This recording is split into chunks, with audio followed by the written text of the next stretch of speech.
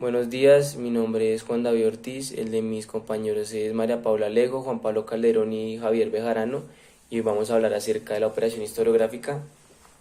Mm, El historiador sería un cobarde si se diera ante una coartada ideológica, si para establecer la condición de su trabajo recurriera a una verdad formada.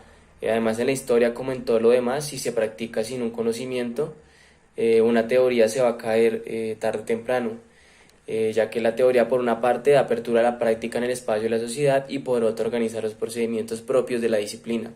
De esta manera se puede decir que la historia hace parte de la realidad de la que trata y que esta realidad se puede ver como práctica, siendo esta la combinación de práctica y escritura.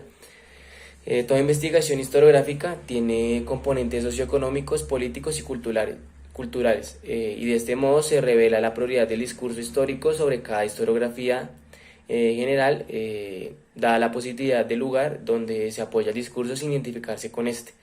El discurso historiográfico junto con el grupo que hace que ésta sea posible son los que hacen al historiador. Eh, el trabajo sobre el límite.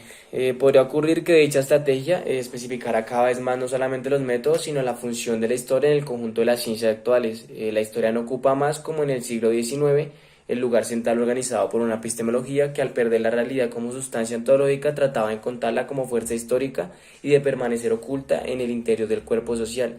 La historia se convierte en un lugar de control donde se ejercita una función de falsificación. Allí puede caerse en cuenta de hasta dónde llegan los límites de significatividad relativos a modelos que son ensayados uno por la historia en campos ajenos a los de su propia elaboración. Todo eso implica ya de una manera histórica de volver a emplear los modelos tomados de otras ciencias y de situar en relación con ellas una función de la historia. La historia pone de manifiesto un heterogéneo relativo de los conjuntos homogéneos constituidos por cada disciplina.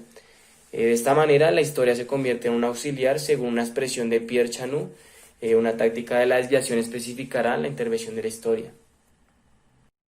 Crítica e historia. La estrategia de la práctica histórica implica un estado determinado de la historia.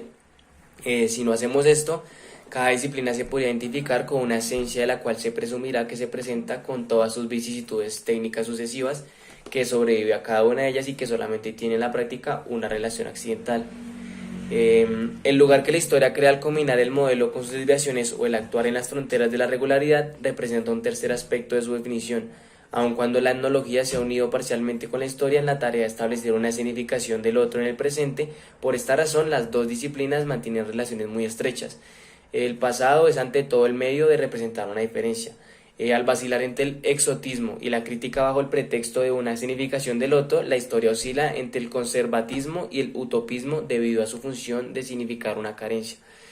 El viejo adagio de las lecciones de historia recupera una significación en esta perspectiva, y si dejando pues a un lado una ideología de herederos, se identifica la moral de la historia con el intersticio creado en la actualidad por la representación de diferencias.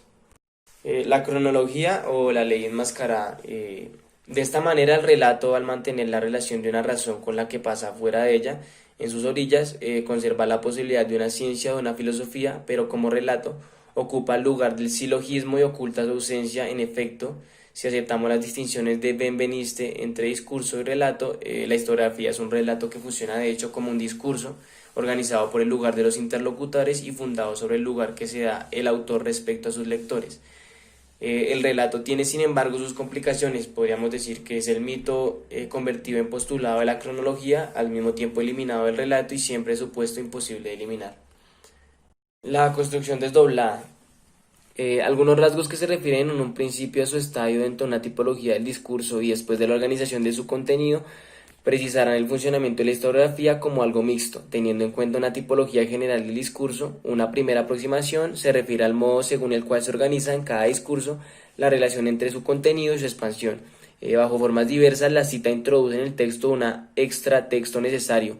Recíprocamente, la cita es el medio de enlazar el texto con su exterioridad semántica, de permitirle adoptar el semblante de asumir una parte de la cultura y asegurarle por lo tanto una credibilidad referencial.